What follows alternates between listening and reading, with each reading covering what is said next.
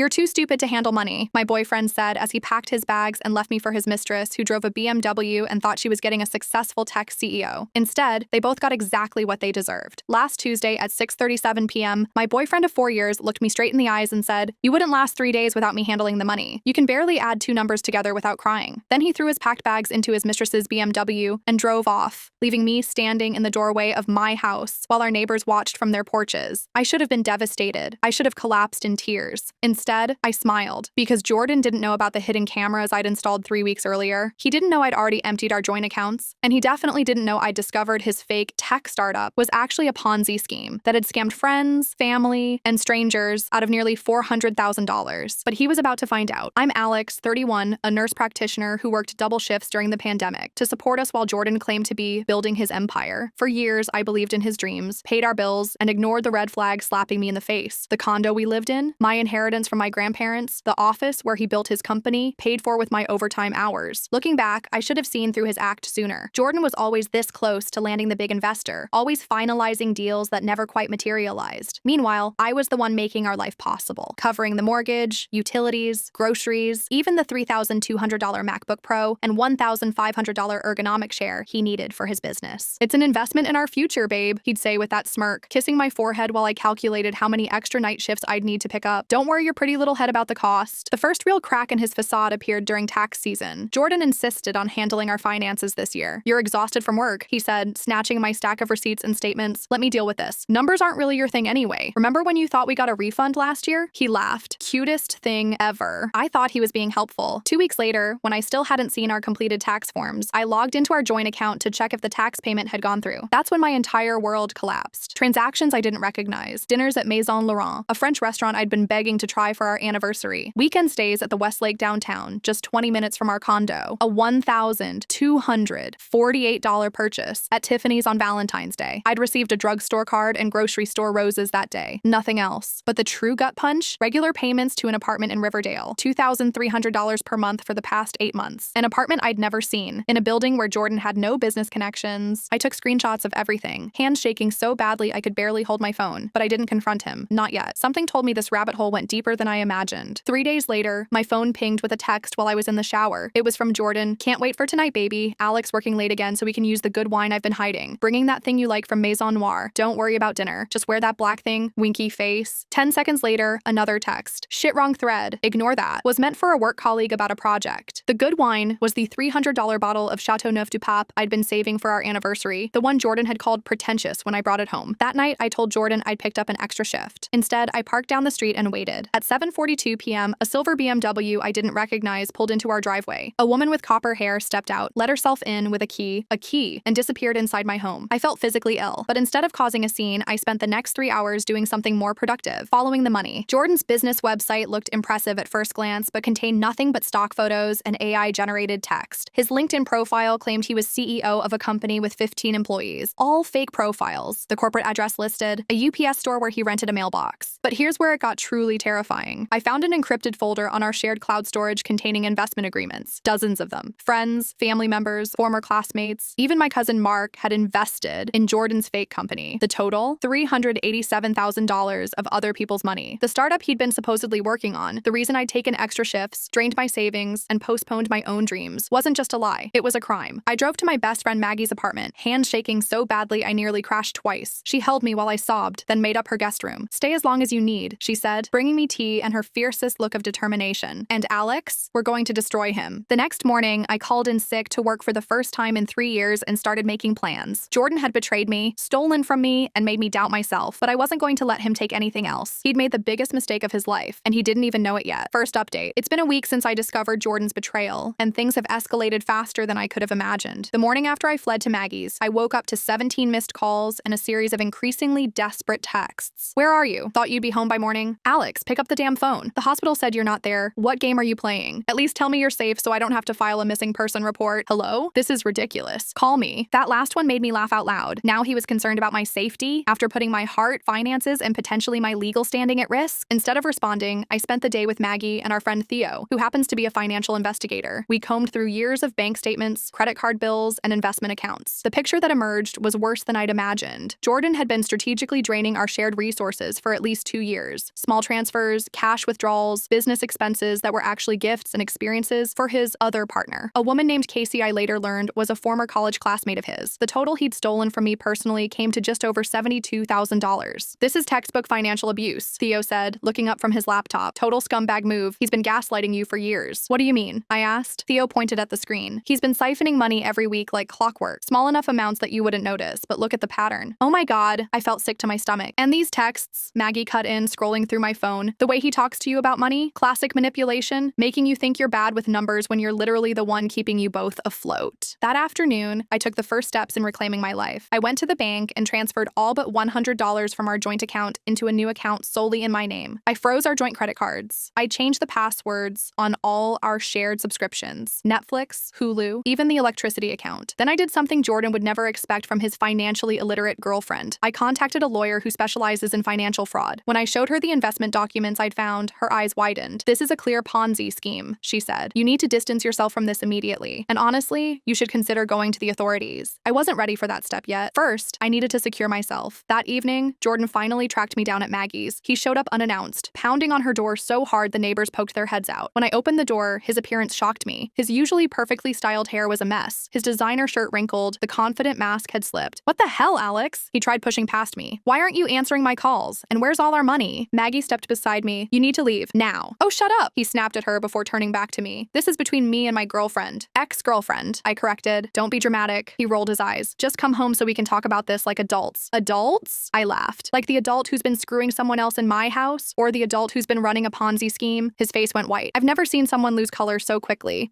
What are you? He stammered. The apartment in Riverdale, Casey, the fake company, the investors. I found everything, Jordan. His eyes darted around like a cornered animal. You've been spying on me? No, I've been discovering the truth. Big difference. He switched tactics instantly, voice going soft. Baby, it's not what you think. The business is real, I swear. I've just had to get creative with funding. And Casey, she's just helping with marketing. In hotel rooms, at 2 a.m., I crossed my arms. That's some dedicated marketing help. This is insane. He laughed that patronizing laugh. You're taking normal business stuff and twisting it into some soap opera. Don't gaslight me, Jordan. He tried that charming smile, the one that used to make my heart skip. Look, things got a little messy. I admit that. But come home. I'll explain everything. I am home. I gestured to Maggie's apartment. My home is with people who don't lie to my face every day. Lie? His voice exploded. I've been building our future. Everything I've done has been for us. Including screwing Casey? Was that for us too? His face twisted ugly. You know what? Fine. Stay here with your pathetic friend. You'll come crawling back in a week when you can't figure out how to pay a bill without me holding your hand. Maggie stepped forward. Get out before I call the cops. Here's what's happening, I said, surprisingly calm. You have exactly 48 hours to get your crap out of my condo. After that, everything you own goes to Goodwill. Your condo? He laughed like I'd told a bad joke. We live there together. Check the deed, Jordan. Check the mortgage statements. I smiled sweetly. My name only. Always has been. You can't. This is... He sputtered, face reddening. I paid for half of everything in there. With what money? Your imaginary company earnings? I started closing the door. Oh, and I met with a lawyer about your little investment scheme yesterday. TikTok. The look of absolute panic that flashed across his face as I slammed the door was better than any revenge I could have planned. The next day was a whirlwind. I hired a locksmith to change all the locks on my condo. I installed security cameras at every entrance. I even hired a moving company to pack up Jordan's things and place them in storage. I'm angry, not petty. While the movers worked, I discovered something that made my blood run cold. Hidden in Jordan's desk drawer was a folder containing documents with my forged signature, loan applications, credit card applications, even paperwork for a second mortgage on my condo. Thankfully, most had been rejected due to inconsistencies, but one credit card had been approved. Jordan had run up $22,400 in my name. I immediately froze my credit with all 3 agencies and filed a fraud alert. Then I did something I'd been avoiding. I called my cousin Mark, who I knew had invested with Jordan. Mark confirmed my worst fears. He'd given Jordan $30,000 of his children's college fund, believing he was getting in early on the next big thing. When I told him the truth, the silence on the other end of the phone broke my heart. I'll make this right, I promised him, though I had no idea how. By the end of the day, my condo was Jordan-free, secure, and entirely my own again. As I settled onto my couch with a glass of the expensive wine he'd been hiding from me, my phone exploded with notifications. Jordan had posted on social media, painting himself as the victim of a psychotic breakdown. According to his version, I had snapped under work pressure and was making wild accusations that threatened to destroy his life's work. The comments were flooding in, mutual friends expressing concern, asking if I was okay, offering to talk sense into me. That's when the final piece clicked into place. This wasn't just about the money or Casey. Jordan was terrified his investors would discover the truth. I took a deep breath and posted a single sentence in response. Interesting story from someone whose company doesn't exist, whose office is a UPS mailbox, and whose business trips were actually stays at the Westlake with his his girlfriend. Then I attached screenshots, hotel receipts, the UPS box registration, and the completely empty About Our Team page from his company website where he claimed to have 15 employees. I didn't mention the Ponzi scheme. Not yet. Some weapons you save for when you really need them. Within minutes, my phone began ringing nonstop. Jordan's mother, his brother, friends I hadn't spoken to in months. Everyone wanted answers, but the most surprising call came from a number I didn't recognize. When I answered, a woman's voice said, "Is this Alex? This is Casey. I think we need to talk." Second update. It's been 2 weeks since my world imploded, and the situation has evolved in ways I never expected. The call from Casey, Jordan's other woman, turned out to be the first domino in a cascade of revelations. We met at a coffee shop across town. I arrived early, heart pounding, scanning every face that walked in. When she appeared, I recognized her instantly. Tall, copper hair, expensive clothes, but her expression wasn't what I expected. Not smug, not hostile. She looked afraid. "Thanks for coming," she said, sliding into the booth. She wouldn't meet my eyes. "Let's skip the small talk," I said. "How long have you been sleeping with Jordan?" She flinched. 11 months, but it's not. I didn't know he had a girlfriend? Save it. No. Her eyes finally met mine, red-rimmed and desperate. "I knew he lived with someone. He told me you were his roommate." She laughed bitterly. "His female roommate who somehow co-signed on a property with him but was just a friend. I've been so stupid." I sat back confused. "What exactly did Jordan tell you about me? That you were a work colleague who needed a place to stay? That you were," she hesitated, "emotionally unstable and he felt bad kicking you out?" I nearly choked on my coffee. "Emotionally unstable? I think I've been living in Jordan's alternate reality," she whispered, "and I need to know what's real." Over the next 2 hours, we pieced together 2 completely different versions of Jordan and discovered that neither of us knew the actual man. Casey met Jordan at a tech conference where he presented himself as a successful CEO looking for a marketing director. He wooed her professionally first, then personally, painting a picture of a loveless relationship at home with a partner who didn't support his ambitions and didn't understand his vision. The apartment in Riverdale, he told her it was his main residence, that he occasionally stayed at a shared investment property, my condo, with a roommate, me, to maintain appearances while he figured out how to end things humanely. The most shocking revelation, Casey wasn't just his girlfriend. She was supposedly his company's marketing director, drawing a salary of $85,000 a year, a salary paid directly from the investor funds for marketing a product that didn't exist. "I created presentations, campaigns, social media strategies," she said, voice shaking. "But whenever I asked to see the actual product, he'd say it wasn't ready for the marketing team yet. I thought I was working for a stealth startup with a revolutionary product." When I showed her the evidence I'd collected about Jordan's fake company, she turned pale. "Oh my God, I'm complicit in this, aren't I? Even if I didn't know?" She pushed away her untouched coffee. "The investors, all those people." That's when she showed me something that changed everything. Her documentation of all the marketing work she'd done, including presentations to potential investors where Jordan had claimed their product was already in beta testing. She had emails, presentation decks, meeting notes, a paper trail that proved Jordan's intent to defraud. "I'll testify," she said, meeting my eyes with newfound determination. "Whatever you need. I'm not going down for his crimes." We parted with an unlikely alliance formed from shared betrayal. As I drove home, my phone rang. Jordan's brother Luke, who I'd always been close with. "Alex, what the hell is going on? Jordan's telling everyone you've lost your mind, but those screenshots you posted?" He trailed off. "Mom and Dad invested their retirement money in his company." My heart sank. "How much?" $120,000. I had to pull over as nausea washed over me. His own parents. How could he? "Luke, I need to tell you something, and it's going to be hard to hear." By the time I finished explaining everything, including Casey's confirmation, Luke was silent for so long I thought we'd lost connection. "That sorry excuse of a man," he finally whispered. "What do we do now?" "We go to the authorities," I said, the decision finally clear, before he hurts anyone else. The next morning, I walked into the FBI field office with a thumb drive containing everything I'd discovered, plus Casey's evidence. The agent who interviewed me looked increasingly grim as I laid out the scheme. "You did the right thing coming forward," he said. "Financial fraud of this magnitude, crossing state lines, this is serious." While the investigation began, my personal life exploded. Jordan, now aware that Casey and I had connected, launched a full offensive. He showed up at my workplace, causing such a scene that security had to remove him. He posted a tearful video, claiming I was working with his disgruntled ex-employee to destroy the company out of jealousy. But his most desperate move came 3 days after my FBI meeting. I arrived home to find him sitting in my living room. He'd convinced the building manager he'd locked himself out. "We need to talk," he said casually, as if breaking into my home was perfectly normal. "This has gone too far." I stayed by the door, phone in hand. "Get out before I call 911. Not until you listen to me." He looked terrible, unshaven, dark circles under his eyes. "You have to stop this witch hunt. Do you have any idea what you're doing? People will lose everything. People have already lost everything." I shot back. "Because of your lies. Your fraud. The business is real." He jumped to his feet, knocking over my coffee table. "We're just pre-revenue.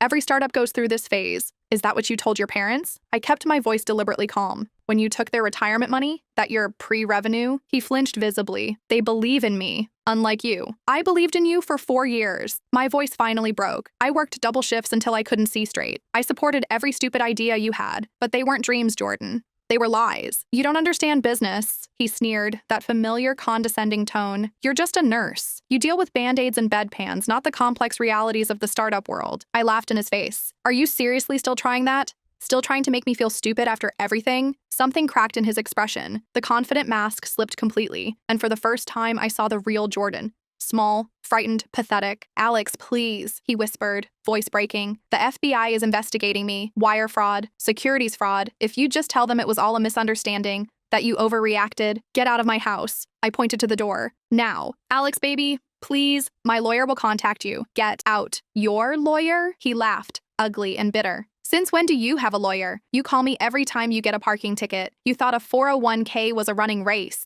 I walked to the door and held it open, saying nothing. You've completely ruined my life. He spat as he finally moved toward the exit. I hope that makes you happy. No, Jordan, I replied calmly. You ruined your own life. I just turned on the lights so everyone could see what you've been doing in the dark. You'll regret this, he hissed, stepping out. When you're drowning in bills and crying because you can't figure out the online banking app. Goodbye, Jordan. I closed the door in his face and locked it. After he left, I changed the building security codes and filed for a restraining order. The next week was a blur of FBI interviews, conversations with the lawyer, and dealing with the emotional fallout. Jordan's parents came to see me, shell-shocked and grieving for the son they thought they knew. I showed them everything, including the evidence that he'd targeted them specifically for their retirement funds. We wanted to believe in him so badly, his mother said, tears streaming down her face. We were so proud. As word spread among Jordan's investors, my inbox filled with messages, some grateful for the exposure, others angry and blaming me for not stopping him sooner. My own cousin Mark stopped speaking to me entirely. Throughout all this, Jordan continued his campaign to discredit me. He told anyone who would listen that I was mentally unstable, vindictive, trying to destroy his reputation out of jealousy. But his world was collapsing around him. Casey provided a full statement to the FBI. Luke found more evidence of fraud in Jordan's childhood bedroom at their parents' house, notes on which friends had money, strategies for convincing reluctant investors. The final straw came when Jordan's landlord in Riverdale evicted him for non-payment. With no access to investor funds and frozen accounts, he had nowhere to go. That's how, exactly 17 days after telling me I couldn't survive without him, Jordan ended up living in his car, parked outside his parents' house because they wouldn't let him inside. The same night I learned this, I received an email from the FBI agent handling the case. We're moving forward with charges, multiple counts of wire fraud, securities fraud, and identity theft. Be prepared to testify. I sat in my quiet condo, the place that was always mine, but now truly felt like it, and finally let myself cry. Not from sadness or grief, but from relief. The truth was out. Justice was coming. My phone pinged with a text. It was Casey. Just heard from the FBI. Thank you for being brave enough to stop him when I wasn't. Another ping. Luke. Parents finally get it. They're devastated, but thankful you came forward. So am I. And finally, Maggie. Why night at your place? You've earned it, warrior woman. For the first time in weeks, I smiled without bitterness. This wasn't the ending I'd wanted for my relationship, but maybe it was the beginning I needed for myself. Third update. It's been 3 months since my world shattered, and I'm finally ready to share the conclusion to this nightmare. So much has happened that sometimes I have to remind myself this is my actual life and not some twisted TV drama. The most pressing update, Jordan was arrested 6 weeks ago. The FBI investigation moved quicker than anyone anticipated, largely due to the mountain of evidence Casey and I provided. The charges were extensive: 23 counts of wire fraud, securities fraud, identity theft, and forgery. His bail was set at $500,000. No one would post it. Not his parents, who lost their retirement, not his brother, who now refuses to speak his name, certainly not Casey or me. So Jordan, the man who spent 4 years telling me I couldn't function without him, has been sitting in a county jail cell, wearing an orange jumpsuit instead of his beloved Armani shirts. The day of his arrest is burned into my memory. I wasn't there to witness it, but Luke called me immediately after. They took him away in handcuffs, he said, his voice hollow. He kept saying there was a misunderstanding, that his girlfriend was trying to frame him out of jealousy. Which girlfriend? I couldn't help asking. Luke actually laughed, a broken sound. That's what the agent asked too. I wish I could say I felt vindicated or satisfied watching Jordan's life implode, but mostly I felt numb. The man I loved, or thought I loved, never actually existed. I'd been living with a carefully constructed fiction for 4 years. 2 weeks after the arrest, I received a call from an FBI victim specialist who explained that they'd recovered some assets, but not nearly enough to make all the investors whole. Jordan had spent most of the money. Luxury trips disguised as business travel, the apartment in Riverdale, expensive gifts for Casey, who had no idea where they came from, and withdrawals of cash cash they couldn't trace. She asked if I would be willing to attend a meeting with other victims. Initially, I hesitated. Many of them were Jordan's friends and family who still might blame me for not uncovering the fraud sooner, but ultimately, I agreed. The meeting was held in a sterile conference room at the FBI field office. 16 people, all looking shell-shocked and angry. Jordan's parents sat in the corner, his mother clutching tissues. My cousin Mark was there, avoiding eye contact with me. The agent explained the case status, the likelihood of recovery, minimal, and the probable outcome for Jordan, significant prison time. As she talked, I felt eyes on me, some curious, some accusing. When the formal part ended, I expected to slip out quietly. Instead, Jordan's mother approached me. "I need to say something to you," she said, her voice barely audible. "I owe you an apology." I was stunned. "Mrs. Bennett, you don't." "Please," she interrupted. "For years, we watched how hard you worked to support Jordan. We saw how he spoke to you, how he dismissed you. We should have said something, done something. Instead, we made excuses for him, just like we always have." Tears filled her eyes. "And now look what's happened. My son is going to prison, and all these people have lost so much money. If we had stopped enabling him years ago, maybe." I found myself hugging this woman who had raised the man who betrayed me. "It's not your fault," I told her. "Jordan is responsible for his own actions." One by one, other victims approached me, not with blame, but with gratitude for exposing the fraud before even more people were hurt. Even my cousin Mark eventually came over, awkwardly apologizing for shutting me out. "I was embarrassed," he admitted. "I should have known better than to invest in something I didn't understand. I was just so excited to be included in what seemed like a sure thing." The victim meeting marked a turning point. No longer was I Jordan's girlfriend who turned him in. I was just another person he had deceived, albeit in a different way. Last week, Jordan's case reached its conclusion. Rather than risk a trial with overwhelming evidence against him, he accepted a plea deal: 7 years in federal prison, followed by 5 years of supervised release, and a restitution order he'll likely never be able to fulfill. I attended the sentencing hearing, sitting beside Casey in silent solidarity. When given the opportunity to address the court, Jordan did what he's always done. He tried to charm his way out of consequences. "Your Honor, I never intended to hurt anyone," he said, his voice catching in practiced emotion. "I truly believed in my business. I just got in over my head and made poor decisions trying to keep my dream alive." The judge was unimpressed. "Mr. Bennett, the evidence suggests otherwise. This was not a failed business venture. This was a calculated scheme to defraud investors, including your own family members. Your actions demonstrate a disturbing pattern of dishonesty and manipulation." When Jordan was led away, he looked over at me one last time. I expected to see anger or blame in his eyes. Instead, there was something that looked almost like relief. Perhaps living the lie had become as exhausting for him as it had been devastating for the rest of us. Outside the courthouse, a reporter approached me, thrust a microphone in my face, and asked how it felt to see my boyfriend go to prison. "Ex-boyfriend," I corrected her, "and it feels like the end of a long nightmare." As for me, I'm slowly rebuilding. I've paid off the fraudulent credit card debt Jordan created in my name, thanks to the identity theft report. I've been promoted at work to nurse manager, a position I'd put off pursuing because Jordan always needed financial support for his business. Casey and I have maintained an unlikely friendship. She's moved to Seattle for a legitimate marketing job and seems to be thriving. We check in weekly, bonded by our shared experience of Jordan's manipulation. Most surprisingly, I've started dating again. His name is Daniel, a physical therapist I met through work. On our third date, I told him everything about Jordan. I expected him to run for the hills. Instead, he asked thoughtful questions and said something I'll never forget. "Thank you for trusting me with your story. It says a lot about your strength that you're willing to try again after what you've been through." Daniel asks my opinion about finances. He respects my career. He's never once implied I'm less intelligent or capable than him. It shouldn't feel revolutionary, but it does. Yesterday, I received a letter from Jordan, his first communication from prison. For hours, I left it unopened on my kitchen counter, unsure if I wanted to invite his words back into my life. Finally, curiosity won. "Alex," he wrote in his familiar handwriting, "I don't expect forgiveness. I don't even expect you to finish reading this letter, but I need to say that you were right about everything. I lied to you, to Casey, to my family, to my friends. Most of all, I lied to myself. I convinced myself I was building something important, something that justified any means necessary. The truth is, I was terrified of failing, of being ordinary. You were extraordinary without even trying. Dedicated, intelligent, compassionate. I told you that you needed me, but it was always the other way around. You were the only real thing in my life of fabrications. I'm sorry, not that it matters now." He signed it simply, Jordan. I read the letter twice, then placed it in a folder with all the other documentation from this chapter of my life. Perhaps someday I'll throw it all away, when the investigation is completely closed and the memories have faded. For now, though, I keep it as a reminder, not of Jordan's betrayal, but of my own resilience, of how I discovered the truth, protected myself, and ultimately helped ensure justice for everyone he had harmed. The man who said I couldn't survive without him is serving 7 years in federal prison. And me? I'm thriving. Final update, it's been exactly 1 year since Jordan was sentenced, and sometimes I still wake up disoriented, momentarily forgetting that my life has completely transformed. I promised myself this would be my final update, a closing chapter to a story that no longer defines me. Jordan remains in prison, where he'll stay for at least 5 more years. I've heard through Luke that he's teaching a GED preparation class for other inmates, using his gift of persuasion for something positive for once. I'm not sure if it's genuine rehabilitation or just just another manipulation. But that's no longer my concern. The restitution process has been complicated and painful for everyone involved. The authorities managed to recover about 30% of the stolen funds, mostly from selling the assets Jordan had acquired and emptying his hidden accounts. It's something, but nowhere near enough to make his victims whole. Jordan's parents sold their house to repay some of the other investors, a gesture of atonement they didn't need to make, but felt compelled to. They've moved to a small apartment near Luke and are slowly rebuilding their relationship with him. They occasionally send me holiday cards, but respect my desire for distance. Casey has thrived in her new life. She got promoted to marketing director at a legitimate tech company in Seattle and recently started dating someone new. We still talk monthly. Our unexpected friendship, one of the few positive outcomes of this whole ordeal. My cousin Mark and his wife welcomed their third child last month. They named her Alexandra, after me. If it weren't for you, he told me at the baby shower, I might have lost everything. Instead, we've rebuilt. That moment, holding my tiny namesake, healed something broken between us. As for me, life has evolved in ways I never anticipated when I was with Jordan. The promotion to nurse manager came with a significant salary increase. I used some of the money to renovate my condo, erasing the last physical reminders of my life with Jordan. New furniture, new paint colors, new energy. I've also gone back to school part-time for my DNP, Doctor of Nursing Practice, something Jordan always discouraged, claiming it would interfere with our life plans. Those plans, like everything else he told me, were built on fiction. The most significant change, though, has been internal. The woman who doubted her financial competence, who shrank herself to accommodate a partner's ego, who ignored red flags because she believed in someone else's potential more than her own. She's gone. In her place is someone who trusts her instincts, who knows her worth, who understands that real love doesn't require diminishment. Daniel has been a part of this transformation, though not the cause of it. Our relationship has progressed naturally, without the rush or intensity that I now recognize as red flags. He came to my graduation when I completed my nurse leadership certification. I've met his parents and his teenage daughter from his previous marriage. We're talking about moving in together next year, into a new place that would be ours, without ghosts. Last month, I received another letter from Jordan, only the second he sent since his imprisonment. This one was different from the first, less about apology and more about reflection. I've been doing a lot of thinking about why I became the person who could hurt so many people. He wrote, it would be easy to blame my parents for always praising my potential rather than my character, or society for equating wealth with worth. But the truth is simpler and harder. I made choices, hundreds of small choices that led to bigger deceptions until the lie became more comfortable than the truth. I watched the men around me here, many of whom made similar choices for different reasons, and I see how easy it is to justify harming others when you're convinced you deserve more than you have. I don't know if I can ever fully repair the damage I've done, but I'm trying to understand it so I don't repeat it. I didn't respond to the letter. There's nothing left to say between us, but I did find myself hoping, somewhat surprisingly, that his reflection is genuine, not for my sake, but for his, and for anyone who might be in his life after prison. Sometimes I think about that moment in my doorway a year ago, when Jordan looked me in the eyes and said I wouldn't survive a week without him handling the finances, how spectacularly wrong he was, how desperately he needed me to believe I was incapable. The other day, I was reviewing my retirement portfolio with my financial advisor. Yes, I have one now, and she commented on how quickly I'd grasped some complex investment concepts. You have a natural aptitude for this, she said. You should consider taking some finance courses. I laughed and told her a condensed version of my story. She shook her head in disbelief. Unfortunately, I see this pattern more than you'd think, she told me. Partners, usually men, but not always, who deliberately undermine their significant other's financial confidence. It's about control.